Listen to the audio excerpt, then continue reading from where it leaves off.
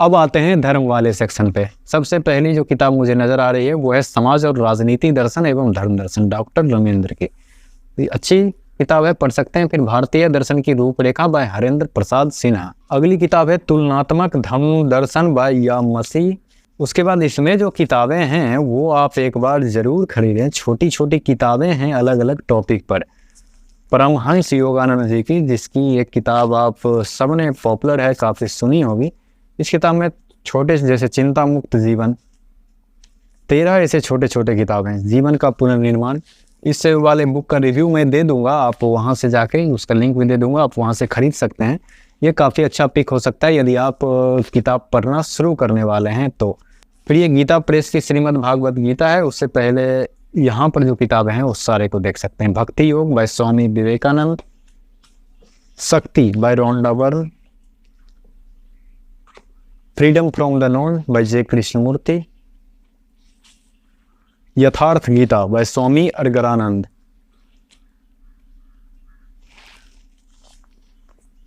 स्वामी विवेकानंद जी की बायोग्राफी, अंधा युग। ये एक अंधा युग महाभारत पर लिखी गई एक अच्छी कविता की किताब है। उसके बाद है भारत मानव की निरंतर खोज बाय परमहंस योगानंद।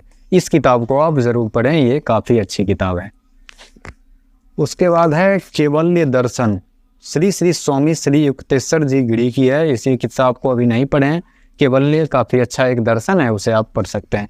श्रीमद् भागवत गीता आचार्य प्रशांत का भाग 1, भाग 2 मैंने अभी नहीं खरीदा है। उसके बाद है पाश्चात्य दर्शन या वेस्टर्न फिलॉसफी का समीक्षात्मक इतिहास या मसीही। ये काफ़ी पॉपुलर किताब है, आप इसे भी एक बार पढ़ने का ट्राई कर सकते हैं। फिर स्वामी विवेकानंद जी का कर्मयोग, फिर गौतम बुद्ध जी की बायोग्राफी है। फिर ये किताब जो काफ़ी लोगों ने सजेस्ट किया था, योगी कथामृत परमहंस योगानंद के। उसके बाद आचार्य प्रशांत जी की वेदांत, फिर परमहंस योगानंद जी की जहाँ है प्रकाश। इस किताब को भी मैंने अभी नहीं पढ़ा है। चलिए अब आते हैं इस सेक्शन में। इस सेक्शन में ये जो किताब है इसे मैंने अभी पढ़ा नहीं है, श्रीमद् भागवत गीता। वैसे मैंने भागवत गीता का 3-4 प्रारूप पढ़ा है। एक आचार्य प्रशांत जी का, दूसरा गीता प्रेस का, और ये इसका भी इंग्लिश वर्जन मैंने खरीदा था, वो मैंने पढ़ा। बहुत ज़्यादा समझ में नहीं आया तो फिर मैंने इसका हिंदी वर्जन खरीदा है। और स्वामी अरगरानंद जी का भी गीता मैंने पढ़ रखा है। फिर तीसरी किताब है पवित्र बाइबल, फिर श्री रामचरितमानस, फिर एक किताब जो आती है वो है मेलुहा, और इनकी ही अमीश त्रिपाठी जी की ही है राम। इस दोनों का ट्रायोलॉजी मेरे पास नहीं है, इससे आप समझ सकते हैं कि ये किताब मुझे कितना पसंद आया है। फिर एक कबीरदास जी की किताब, हर एक पेज में आपको अंडरलाइन नज़र आ जाएगा।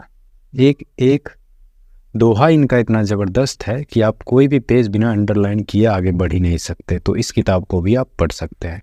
और आखिरी किताब जो मैं अभी पढ़ने का प्रयास कर रहा हूँ वो है जानदार व्यक्तित्व। यदि आप 20s में हैं तो इस किताब को ज़रूर पढ़ें। आखिरी बुक जो इस में है वो है सिद्धार्था एन इंडियन टेल, जो धर्म वाले सेक्शन में जाना चाहिए था लेकिन गलती से इस सेक्शन में आ गया है, तो क्या ही कर सकते हैं। तो Siddhartha an Indian tale by Hermann Hesse. ये धर्म के बारे में जानने के लिए यदि आप शुरुआत करना चाहते हैं तो सिद्धार्था इंडियन के लिए, सूफीज वर्ल्ड वो वेस्टर्न के लिए, वो काफ़ी अच्छी किताब है, आप किताब को पढ़ सकते हैं। स्पिरिचुअलिटी से रिलेटेड भी 2-3 किताबें मैंने किंडल पर पढ़ा है जो आप एक बार ज़रूर पढ़ें। पहली तो किताब भगत सिंह जी की है, मैं नास्तिक क्यों हूँ। ये किताब काफ़ी ज़्यादा अच्छी है, आप इसे एक बार ज़रूर पढ़ें। दूसरी किताब रॉबिन शर्मा जी की है, the monk who sold his Ferrari. वो मॉन्क जो अपना फेरारी बेच दिया, ये भी काफ़ी अच्छी किताब है। आपके पास जो कुछ भी है वो किस तरह से पर्याप्त नहीं है उसके बारे में इस किताब में बताया गया है।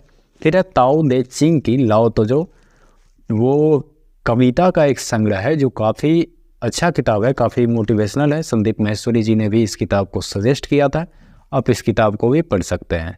तो यही कुछ किताबें थीं जो मैंने अब तक पढ़ी है।